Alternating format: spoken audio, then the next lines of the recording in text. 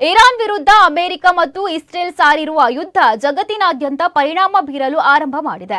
ಇಂಧನ ಬೆಲೆಗಳು ಹೆಚ್ಚಾಲಾರಂಭಿಸಿದ್ದು, ಪೂರೈಕೆ ಜಾಲ ಹದಗಟ್ಟಿದೆ.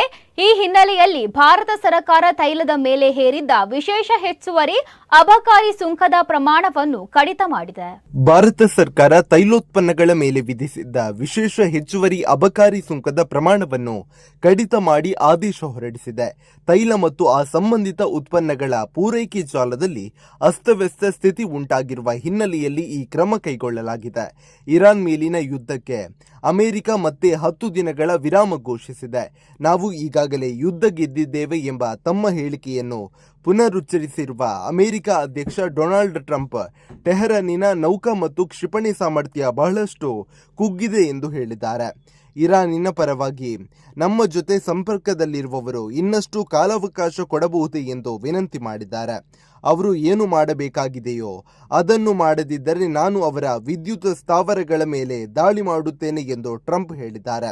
ಅವರ ಕೋರಿಕೆಯ ಮೇರೆಗೆ 10 ದಿನಗಳ ಕಾಲ ಅಂದರೆ ಏಪ್ರಿಲ್ 6ರವರೆಗೆ ದಾಳಿ ಕಾರ್ಯಾಚರಣೆ ಸ್ಥಗಿತ ಮಾಡಿರುವುದಾಗಿಯೂ ಅವರು ಹೇಳಿದ್ದಾರೆ. ಇತ್ತ ಇರಾನ್ ತನಗೆ 15 ಅಂಶಗಳ ಪಟ್ಟಿ ಬಂದಿದೆ, ಆದರೆ ಅದು ಏಕಪಕ್ಷೀಯವಾಗಿದೆ ಎಂದು ಹೇಳಿದೆ. ಯುದ್ಧದ ಪರಿಣಾಮ ದಿನದಿಂದ ದಿನಕ್ಕೆ ಜನಜೀವನ ಕಷ್ಟವಾಗುತ್ತಿದೆ. ಬಹುತೇಕ ರಾಷ್ಟ್ರಗಳನ್ನು ಬೆಲೆ ಏರಿಕೆ ಬಾಧಿಸುತ್ತಿದೆ. ಇರಾನಿನ ಜನರಂತೂ ಅತ್ಯಂತ ಕಠಿಣ ಪರಿಸ್ಥಿತಿಯನ್ನು ಎದುರಿಸುತ್ತಿದ್ದಾರೆ. ಹಣದುಬ್ಬರ ಮುಗಿಲು ಮುಟ್ಟಿದೆ.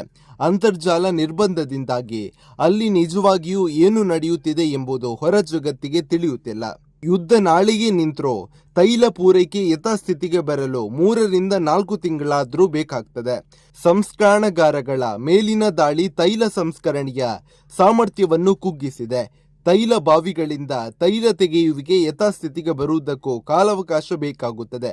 ಮಧ್ಯಪ್ರಾಚ್ಯ ಯುದ್ಧದ ದುಷ್ಪರಿಣಾಮಗಳು ನಿಧಾನವಾಗಿ ವಿಶ್ವದ ಉದ್ದಕ್ಕೂ ವ್ಯಾಪಿಸತೊಡಗಿವೆ.